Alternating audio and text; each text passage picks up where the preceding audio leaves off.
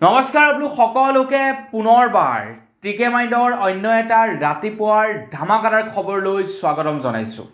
অন্য দিনৰ দৰে আজিও আপোনালোকৰ বাবে দিনটোৰ কেইবাটাও গুৰুত্বপূৰ্ণ খবৰ লৈ আহিছোঁ। ভিডিঅ'টো প্ৰথমৰ পৰা শেষলৈকে চাই থাকিব আৰু আজিৰ খবৰকেইটা চাই যদি আপোনালোকৰ অকণমান হ'লেও ভাল লাগে সকলোকে এটা ৰিকুৱেষ্ট, খবৰটোত কিন্তু লাইক এটা কৰিবলৈ নাপাহৰিব। আগবাঢ়িছোঁ আজিৰ প্ৰথমটো খবৰ ফালে। আমি যেতিয়া বিদ্যালয়ত পঢ়ি আছিলোঁ, যেতিয়া আমি বিদ্যালয়লৈ চাইকেল লৈ গৈছিলোঁ, সেই সময়ত যদি আমাৰ শিক্ষাগুৰুসকলক দেখা পাওঁ তেতিয়া আমি চাইকেলৰ পৰা নামি দিওঁ। আমি যদি ছাতি লৈ গৈ থাকোঁ, বৰষুণৰ দিনেই হওক বা ৰ'দৰ দিনেই হওক, শিক্ষাগুৰুক যেতিয়াই দেখোঁ আমি ছাতিটো নমাই দিওঁ। ৰ'দেই হওক বা বৰষুণেই হওক আমি ছাতিটো নমাই দিওঁ। আমি হায়াৰ ছেকেণ্ডেৰী যেতিয়ালৈকে পঢ়ি আছিলোঁ তেতিয়ালৈকে আমি চাইকেল লৈ বিদ্যালয় অহা যোৱা কৰিছিলোঁ আৰু হায়াৰ ছেকেণ্ডেৰী পঢ়ি থকাৰলৈকে আমি যদি শিক্ষাগুৰুক দেখোঁ চাইকেলৰ পৰা নামি দিওঁ। আপোনালোকৰ বাৰু এনেধৰণৰ আচাৰ আচৰণ আছিলে নাই আপোনালোকৰ পঢ়ি থকা দিনত? কমেণ্ট ছেকশ্যনত জনাব। কিন্তু আমি সেই কামটো কৰিছিলোঁ। কিন্তু বৰ্তমান সময়ত ল'ৰা ছোৱালীবিলাকক তাৰ ওলোটা এটা চৰিত্ৰ দেখা পোৱা যায়। খবৰ ওলাই পৰিছে গুৱাহাটী মহানগৰীৰ এখন 8 শাৰীৰ মহাবিদ্যালয়, যিখনৰ নাম হৈছে ললিত চন্দ্ৰ ভৰালী মহাবিদ্যালয়। ললিত চন্দ্ৰ ভৰালী মহাবিদ্যালয়ৰ অধ্যক্ষই আজিৰ পৰা কেইদিনমান পূৰ্বে তেখেতৰ সামাজিক মাধ্যমৰ জৰিয়তে জনাইছিলে যে মোৰ বিদ্যালয়ত পঢ়ি থকা প্ৰত্যেকটো ল'ৰা ছোৱালীয়ে মোৰ কাৰণে একোজন শিক্ষাৰ্থী। তেওঁলোক ছাত্ৰ মুক্তি সংগ্ৰাম সমিতি, তেওঁলোক আছু, তেওঁলোক ABVP, কোনটো সংগঠনৰ সৈতে তেওঁলোকে কাম কৰি আছে, তেওঁলোকে কোনটো সংগঠনৰ পৰা নিৰ্বাচন উঠি নিৰ্বাচনত জয়যুক্ত হৈছে, তেওঁলোকে বিদ্যালয়ৰ বাহিৰত কোনটো সংগঠনৰ সৈতে কাম বন কৰে, সেইটো মোৰ লগত কোনো কথা নাই। কিন্তু যেতিয়াই তেওঁলোক বিদ্যালয়ৰ ভিতৰলৈ আহে মোৰ কাৰণে তেওঁলোক একোজন শিক্ষাৰ্থী আৰু তেওঁলোকক মই দাবী ধমকি দিমেই। তেওঁলোকে মোৰ কথামতেই চলিব লাগিব আৰু তেওঁলোকে যদি বিদ্যালয়ৰ নীতি নিয়ম মানি নচলে তেওঁলোকৰ বেগ দীঘলীয়া হ'ব, তেওঁলোকৰ ভৱিষ্যত অন্ধকাৰ ফালে নামি যাব। এনেধৰণৰ তেখেতে এটা সামাজিক মাধ্যমত পোষ্ট কৰিছিলে আৰু তাৰ পাছতে এতিয়া দেখিবলৈ পোৱা গৈছে সেই মহাবিদ্যালয়খনৰ ছাত্ৰ একতা সভাই অধ্যক্ষজনক কোঠাৰ ভিতৰত ভৰাই লৈ প্ৰতিবাদ সাব্যস্ত কৰিছে। তো সেই বিদ্যালয়খনৰ ছাত্ৰ একতা সভাই কোৱা অনুসৰি তেওঁলোকে ABVPৰ পৰা নিৰ্বাচন খেলি জয়লাভ হৈছিলে আৰু তেওঁলোকে যেতিয়াই নেকি কিবা এটা অনুষ্ঠান পাতিবৰ কাৰণে অধ্যক্ষজনক গৈ এখন দৰখাস্ত দিয়ে, অধ্যক্ষই ডাইৰেক্টলি নাকচ কৰি দিয়ে আৰু তেওঁলোকে সাংঘাতিক ৰকমে প্ৰতিবাদ সাব্যস্ত কৰা দেখিবলৈ পোৱা গৈছে। পলিটিক্স আহি গ'ল বিদ্যালয়বিলাকত, একদম সম্পূৰ্ণৰূপে আহি গ'ল। মই ভাবোঁ ল'ৰা ছোৱালীবিলাকে বেয়া পাব নালাগে, ছাত্ৰ মুক্তি সংগ্ৰাম সমিতিৰেই হওক বা আছুৰেই হওক বা ABVPৰেই হওক বেয়া পাব নালাগে। এটলিষ্ট পঢ়া সময়কণ ভালদৰে পঢ়িব লাগে। তাৰ পাছত সময় আছে, দীঘলীয়া এটা সময় আছে। ছাত্ৰ মুক্তি সংগ্ৰাম সমিতি কৰিবৰ কাৰণেও আছে, কৃষক মুক্তি সংগ্ৰাম সমিতি কৰিবৰ কাৰণেও সময় আছে, BJP কৰিবৰ কাৰণেও সময় আছে, কংগ্ৰেছ কৰিবৰ কাৰণেও সময় আছে। গতিকে মোৰ মতে যিকণ সময়ত পঢ়িব লাগে ভালদৰে পঢ়িব লাগে, যিকণ সময়ত নেকি খেলা ধূলা কৰিব লাগে ভালদৰে খেলা ধূলা কৰিব লাগে। এতিয়া ল'ৰা ছোৱালীবিলাকৰ পঢ়াৰ সময়, গতিকে পঢ়ক, পাছলৈ এইবিলাক কৰিবলৈ বহুত টাইম পাব। আগবাঢ়িছোঁ ইয়াৰ পাছৰটো খবৰ ফালে। ইয়াৰ পাছৰ খবৰটো ওলাই পৰিছে নগাঁৱৰ পৰা।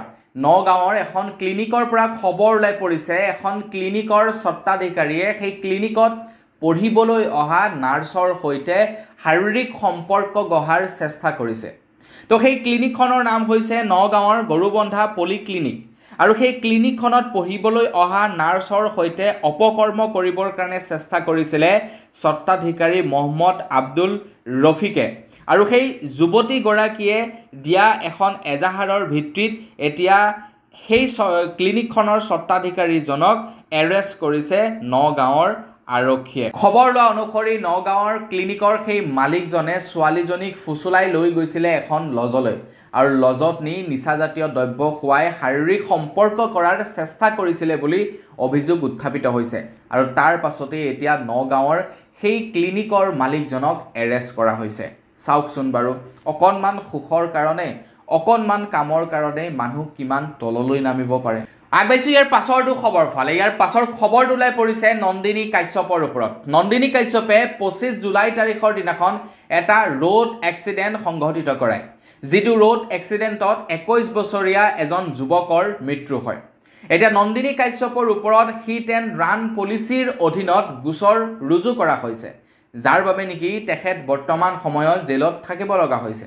তেখেতৰ অধিবক্তাই তেখেতৰ জামিনৰ বাবে জামিন বিচাৰিছিলে, কিন্তু তেখেতৰ জামিন নাকচ কৰিছে, অৰ্থাৎ নন্দিনী কাশ্যপৰ জামিন নাকচ কৰিছে উচ্চতম ন্যায়ালয়ে। তো নন্দিনী কাশ্যপে এতিয়া জেলতেই থাকিব লগা হ'ব। তো নন্দিনী কাশ্যপে যি নেকি দুৰ্ঘটনা সংঘটিত কৰাইছিলে, তো সেই দুৰ্ঘটনাটো নৰ্মেলি হয়, এক্সিডেণ্ট কাক হয়, হঠাতে যি ঘটনা সংঘটিত হয় সেয়াই এক্সিডেণ্ট। এতিয়া নন্দিনী কাশ্যপৰো সেয়া এক্সিডেণ্ট আছিলে, কিন্তু কথাটো হৈ গ'ল আমাৰ ভাৰতবৰ্ষত নতুনকৈ কিছুমান ৰুল ৰেগুলেশ্যন আহিলে, এতিয়াৰে পৰা যদি আপুনি কাৰোবাক খুন্দিয়াই পলাই গুচি যায়, সেইটো হিট এণ্ড ৰান পলিচিৰ অধীনত আহি যায়, আৰু সেই পলিচিৰ অধীনত আপোনালোকে জামিন লাভ নকৰে। তো নন্দিনী কাশ্যপৰো ঠিক তেনেধৰণৰে গোচৰ চলি আছে বৰ্তমান। আগবাইছোঁ ইয়াৰ পাছৰটো খবৰ ফালে। ইয়াৰ পাছৰ খবৰটো ওলাই পৰিছে ধলপুৰৰ পৰা।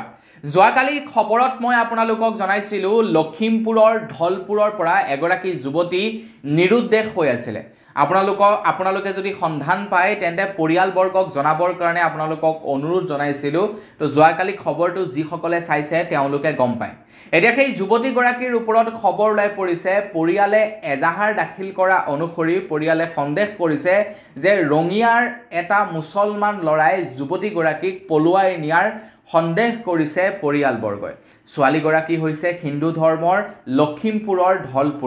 লখিমপুৰ ডিষ্ট্ৰিক্টৰ ধলপুৰৰ হয় ছোৱালীগৰাকী, আৰু তেখেতক ৰঙিয়াৰ এজন যুৱকে পলুৱাই নিয়াৰ সন্দেহ কৰিছে পৰিয়ালবৰ্গই, আৰু সেই ল'ৰাজনৰ এগেইনষ্টত এজাহাৰ দাখিল কৰিছে পৰিয়ালবৰ্গই।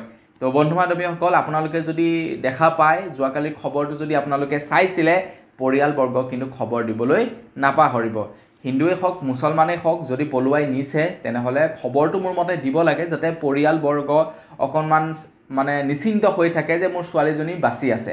এটলিষ্ট বেলেগ মানে অঘটন নোহোৱাতকৈ কোনোবাই মুছলিমেই হওক বা গৰিয়াই হওক, যিয়ে নহওক, কোনোবাই নিজে ৰাখিছে, সেইটো এটলিষ্ট মানুহ ঘৰে যাতে মানে সকাহ লাভ কৰিব পাৰে। তো তাৰ কাৰণে মানৱীয়তাৰ খাতিৰত মোৰ মতে ঘৰত ফোন কৰি জনাই দিব লাগে। আগবাইছোঁ ইয়াৰ পাছৰটো খবৰ ফালে। ইয়াৰ পাছৰ খবৰটো ওলাই পৰিছে আনন্দ মিশ্ৰৰ ওপৰত।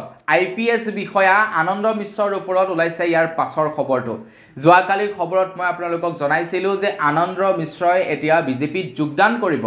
তো এতিয়া খবৰ ওলাই পৰিছে আনন্দ মিশ্ৰই যোৱাকালি অফিচিয়েলি বিজেপিত যোগদান কৰিলে। খবৰ ওলোৱা অনুসৰি গেৰুৱা বসন পিন্ধিলে এতিয়া IPS আনন্দ মিশ্ৰই কৈছে যে মই বিজেপিলৈ টিকট বিচাৰি অহা নাই, আজীৱন বিজেপিৰ হৈ মই কাম কৰি যাম, বিজেপিৰ হৈ কাম কৰাৰ মোৰ সৰুৰে পৰা সপোন আছিলে বুলি জনাইছে আনন্দ মিশ্ৰই। দেখা পাইছে IPS বিষয়াৰ মুখতো কিন্তু আপোনালোকে মানে কি বুলি কয় মিছলীয়া কথা শুনিবলৈ পাব ৰাজনীতিত পৰি। তো তেখেতে পূৰ্বতে অন্য এটা পাৰ্টিৰ সৈতে কাম কৰি আছিলে, তেনে অৱস্থাত তেখেতৰ মন্তব্য কি আছিলে, আৰু এতিয়া বেলেগ এটা পাৰ্টিত যোগদান কৰাৰ লগে লগে সেই পাৰ্টিটোৰ বিষয়ে তেখেতে কেনেধৰণৰ মন্তব্য কৰিছে, এয়া পলিটিক্সে সম্পূৰ্ণৰূপে তেখেতক শিকাই দিছে।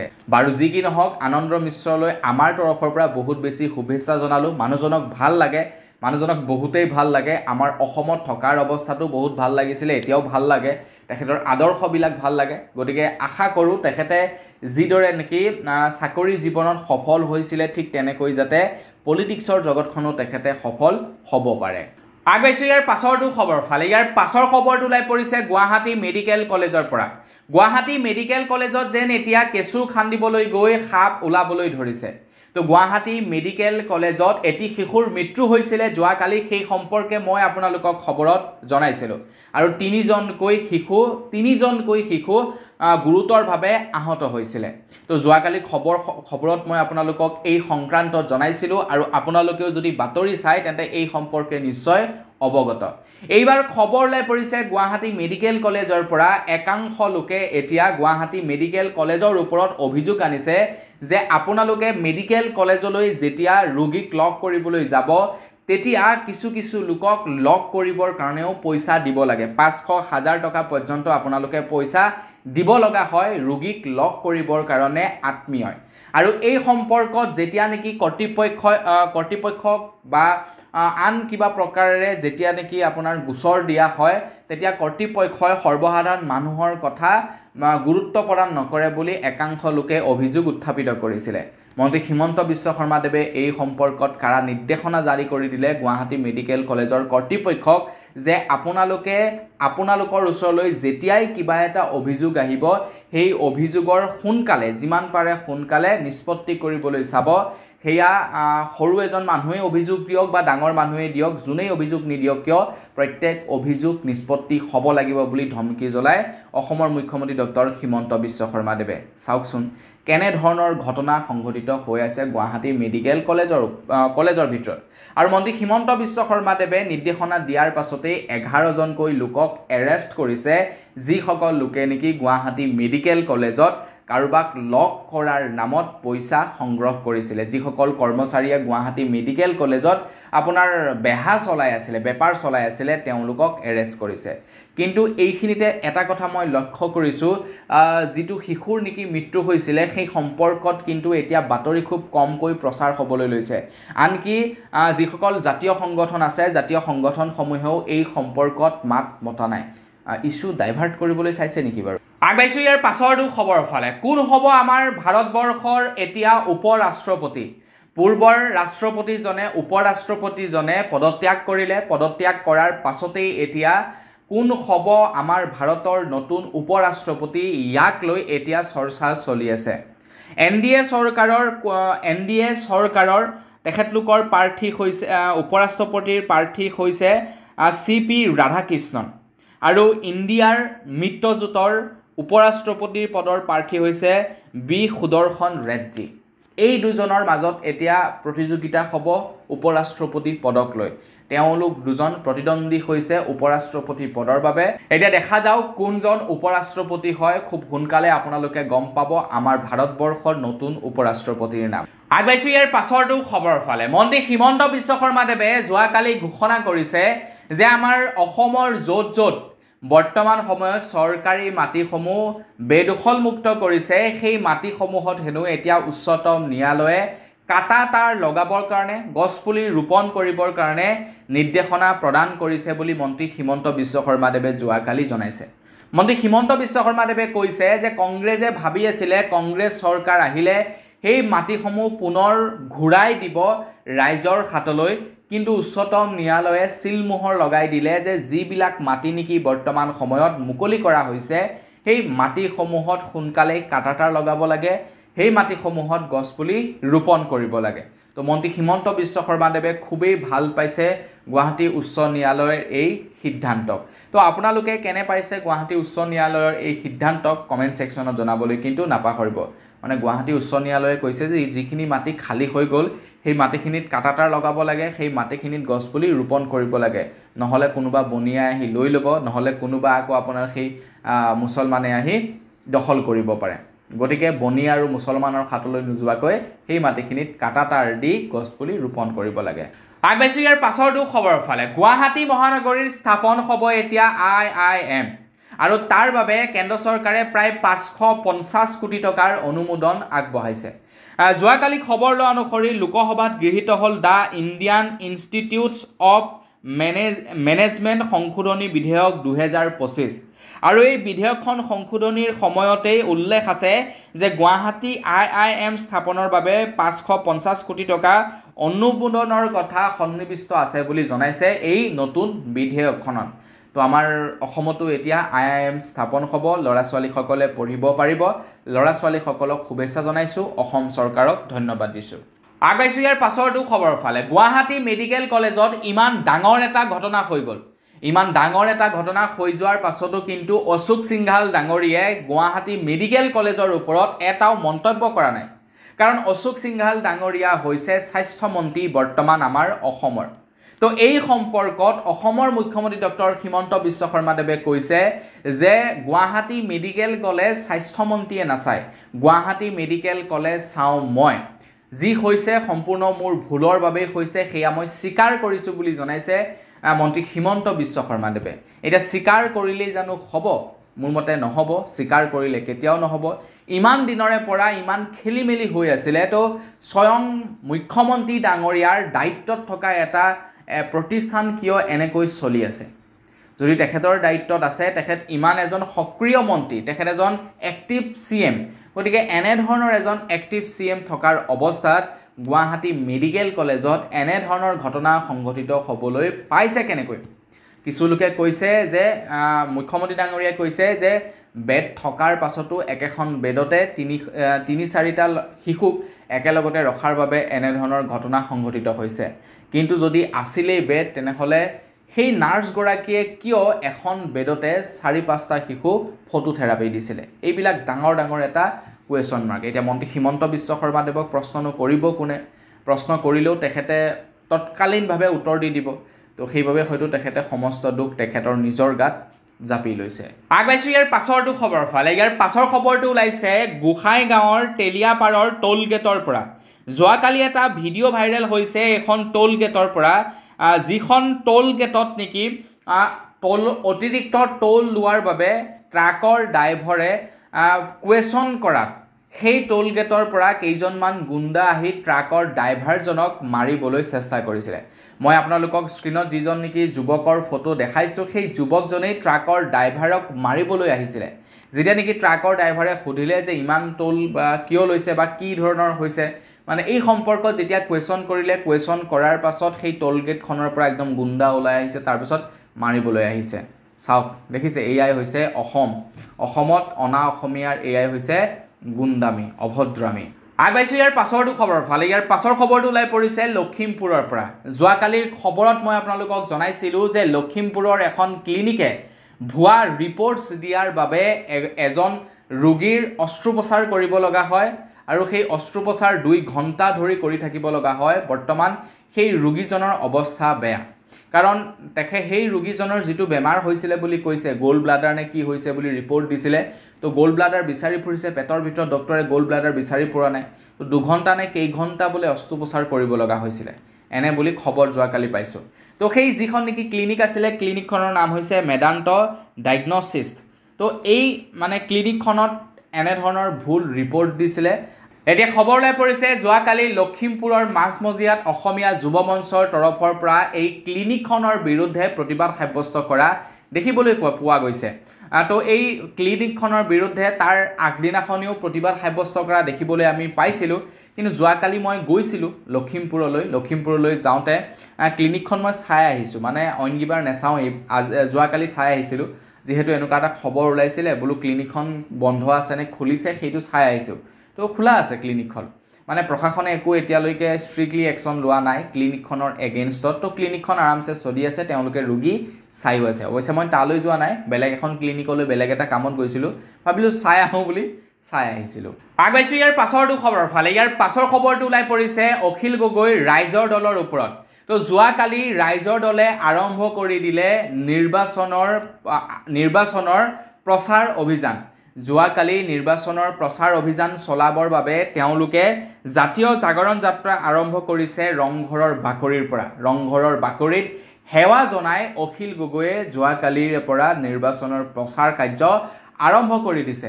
26ৰ নিৰ্বাচন কেইদিন আছেনো? 6-7 মাহমান আছে নেকি, তাৰ পাছতেই 26ত নিৰ্বাচন হ'ব। গতিকে এতিয়াৰে পৰা প্ৰিপেৰেশ্যন চলাই দিছে ৰাইজৰ দলে। এতিয়া ঠায়ে ঠায়ে মিটিং হ'ব, ঠায়ে ঠায়ে মানুহক যোগদান কৰোৱাব ৰাইজৰ দলত। তো আপোনালোকে দেখিবলৈ পাব এতিয়া নিৰ্বাচনী প্ৰচাৰ সভা আহি আছে 26ৰ নিৰ্বাচন। আগবাইছোঁ ইয়াৰ পাছৰটো খবৰ ফালে। আমাৰ অসমৰ একাংশ ব্যক্তিলৈ এতিয়া বাংলাদেশৰ পৰা আহিছে ফোন। বাংলাদেশৰ এটা বিশেষ নাম্বাৰৰ পৰা ফোন আহিছে আৰু আমাৰ অসমৰ একাংশ লোকক দাবী ধমকি দিছে বুলি এতিয়া উত্থাপিত হৈছে অভিযোগ মৰ্মে নাম্বাৰটো হৈছে 88017190711927। এই নাম্বাৰটোৰ পৰা ফোন আহিছে অসমৰ লোকলৈ আৰু ভাবুকি দিছে তেওঁলোকে জামায়াতা ইছলামীৰ পৰা কল কৰা বুলি অসমৰ জনসাধাৰণক ফোন কৰিছে। ধুবুৰী ডিষ্ট্ৰিক্টৰ একাংশ লোকলৈ কল আহিছে এই নাম্বাৰটোৰ পৰা, আৰু এই নাম্বাৰটোৰ জৰিয়তে ভয় ভাবুকি খুৱাইছে ধুবুৰী ডিষ্ট্ৰিক্টৰ একাংশ লোকক।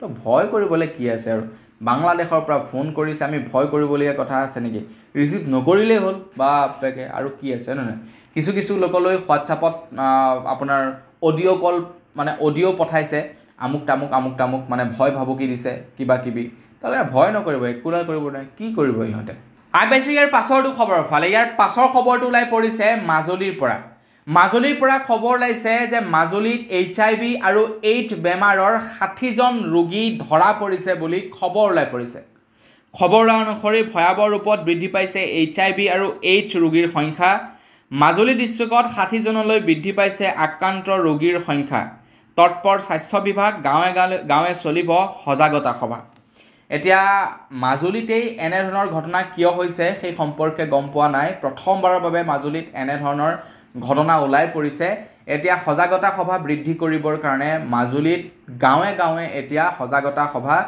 বৃদ্ধি কৰিব বুলি জনাইছে মানে সজাগতা সভাৰ আয়োজন কৰিব তো AIDS বেমাৰ বিভিন্ন কাৰণত হ'ব পাৰে যেনে যৌন সংক্ৰমণো এটা হয় হেতু এটা হয় যৌন সম্পৰ্ক হেতু এটা হয় তো এইবিলাকেই আছে আৰু তো সেইবিলাকৰ ওপৰতে সজাগতা বৃদ্ধি কৰিবৰ কাৰণে গাঁও সভাৰ আয়োজন কৰা হ'ব আগবাইছো ইয়াৰ পাছৰটো খবৰ ফালে যোৱাকালি ভূপেন বৰাই অখিল গগৈ ডাঙৰীয়াক সৰুকৈ এটা ইংগিত দিছে 26ৰ নিৰ্বাচনৰ বাবে আৰু 26ৰ নিৰ্বাচনত হয়তো আপোনালোকে এইবাৰ আকৌ মিত্ৰজোঁট দেখিবলৈ পাব কংগ্ৰেছৰ সৈতে ৰাইজৰ দলৰ অকল কংগ্ৰেছৰ সৈতে ৰাইজৰ দলৰ বুলিয়েই নহয় আপোনালোকে 26ৰ নিৰ্বাচনত এইবাৰ আমাৰ অসমৰ প্ৰায়কেইটা আঞ্চলিক দল কংগ্ৰেছৰ সৈতে মিত্ৰজোঁটৰ হৈ নিৰ্বাচনী খেলা দেখা আপোনালোকে লাভ কৰিব 26ৰ নিৰ্বাচন আহি আছে ন তো যোৱাকালি ভূপেন বৰাই কৈছে যে আমি ৰাইজৰ দলৰ সৈতে আছো অখিল গগৈৰ সৈতে আছো অখিল গগৈক আমাৰ দৰকাৰ আছে অখিল গগৈ চিন্তা নকৰিব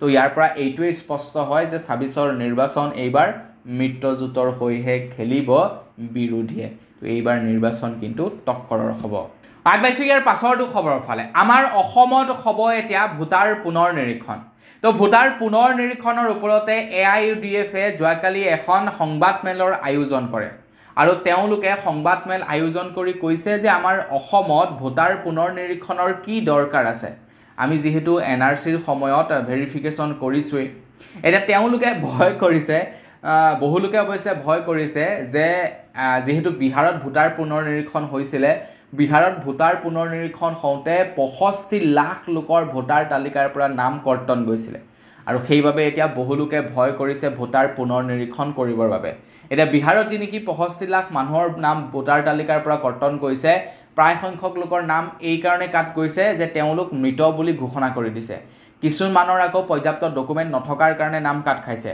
কিছুমানৰ আকৌ এনেকুৱা হৈছে BLOয়ে মানে সময়মতে কাম নকৰাৰ কাৰণে তেওঁলোকৰ নাম কৰ্তন খাইছে বিহাৰৰ পৰা তো আমাৰ অসমতো এতিয়া বহুলোকে সেই বুলি ভয় খাইছে গতিকে চিন্তা কৰিব নালাগে আমাৰ অসমত আপোনালোকে যদি থাকে তো আমাৰ অসমৰ যিবিলাকে 2 নম্বৰী কৰিছে তেওঁলোকে ভয় কৰাৰ দৰকাৰ আছে যিসকলে 2 নম্বৰী কৰা নাই তেওঁলোকে ভয় কৰিব নালাগে তেওঁলোকৰ নাম কৰ্তন কেতিয়াও নাযায় আগবাইছো ইয়াৰ পাছৰটো খবৰ ফালে ইয়াৰ পাছৰ খবৰটো ওলাই পৰিছে বীৰ লাচিত সেনাৰ ওপৰত যোৱাকালি বীৰ লাচিত সেনাই উজনি অসমলৈ অহা কেইবাজনো মিয়া শ্ৰমিকক তেওঁলোকে উজনি অসমৰ পৰা খেদাই পঠায় আৰু তাৰ পাছতেই বীৰ লাচিত সেনাৰ 5জনকৈ লোকক এৰেষ্ট কৰিছিলে আৰক্ষীয়ে তো বীৰ লাচিত সেনাৰ 5জন সেনাক বাৰু সন্ধিয়া পৰত তেওঁলোকক এৰি দিলে তো তাৰ পাছতেই বীৰ লাচিত সেনা তৰফৰ পৰা কৈছে যে উজনি অসমত এজনো মিয়া থাকিবলৈ দিয়া নহব আমি কোনো কাৰণতে এৰি নিদিও মিয়াক উজনি অসমলৈ যিসকল সন্দেহযুক্ত বাংলাদেশী মিয়া আহিব তেওঁলোকক খেদুৱা হ'ব বুলি জনাইছে বীৰ লাচিত সেনা তৰফৰ পৰা আৰু লগতে সেইসকল যিবিলাক নেকি আমাৰ জাতীয় সংগঠন আছে জাতীয় সংগঠনসমূহকো সকীয়াই দিছে যে আপোনালোকে মিয়াক সাপোৰ্ট কৰি যি নেকি ৰাজনীতি কৰিছে সেই ৰাজনীতি বন্ধ কৰক নহলে কোনো হাৰি নাযাব আগবাইছো একেবাৰে হেখৰটো খবৰ ফালে একেবাৰে হেখৰ খবৰটো ওলাই পৰিছে ক্ৰিকেট খেল চাই ভাল পোৱা সকলৰ বাবে আজি ক্ৰিকেট খেল চাই ভাল পোৱা সকলৰ বাবে দুটাকৈ ভাল খবৰ আছে এটা আছে পুৰুষসকলৰ বাবে এটা আছে মহিলাসকলৰ কাৰণে তো পুৰুষৰ বাবে ওলোৱা ভাল খবৰটো হৈছে এছিয়া কাপ 2025ৰ বাবে ভাৰতীয় দল ঘোষণা কৰি দিলে স্ক্ৰীনত মই আপোনালোকক নাম দি দিছো উপ অধিনায়ক হ'ব শুভমন গিল আৰু লগতে উইকেট কিপাৰ হ'ব জিতেন শৰ্মা কোন কি হ'ব অধিনায়ক হ'ব সূৰ্য কুমাৰ যাদৱ তো গোটেইখিনি আপোনালোকৰ নাম দি দিছোঁ আপোনালোকে চাই ল'ব আৰু তাৰ পাছতেই 2025ৰ ICC মহিলা বিশ্বকাপো হ'ব আৰু এই বিশ্বকাপৰ কিন্তু দুখন খেল আমাৰ অসমত অনুষ্ঠিত হ'ব বুলি শুনা পাইছোঁ আৰু যি কি নহওক হ'লেতো ভাল লাগিব এতিয়া খবৰ হৈ গ'ল তো সেই বিশ্বকাপৰো কিন্তু মহিলাৰ টিমৰ নাম উল্লেখ কৰা হৈছে তো আপোনালোকে চাই লওক দুইখন লিষ্ট আপোনালোকক স্ক্ৰীনত দি দিছোঁ তো বন্ধু বান্ধৱীসকল খেল আহি আছে খেল চাবগৈ লাগিব এইবাৰ আপোনালোকেও চাব খেলৰ মজা ল'ব ষ্টেডিয়ামত খেল চোৱাৰ মজাই বেলেগ মইতো যামেই এইবাৰ আকৌ টিকেট যেতিয়া মুকলি হ'ব যেতিয়া গম পাম যে কেই তাৰিখে হ'ব তো টিকেট বুক কৰিব লাগিব তো বন্ধু বান্ধৱীসকল বছ আজি ভিডিঅ' জনাবলগীয়া খবৰ ইমান কেইটাই আছিলে খবৰ কেইটা জানি কেনে পালে কমেণ্ট ছেকশ্যনত জনাব যদি ভাল লাগিলে লাইক এটা কৰিব চেনেল যদি ছাবস্ক্ৰাইব কৰা নাই ছাবস্ক্ৰাইবটো কৰি ল'ব পুনৰ এটা ভিডিঅ' লগ পোৱাৰ সাজিলে বিদায় মাগিছোঁ ধন্যবাদ জয় অসম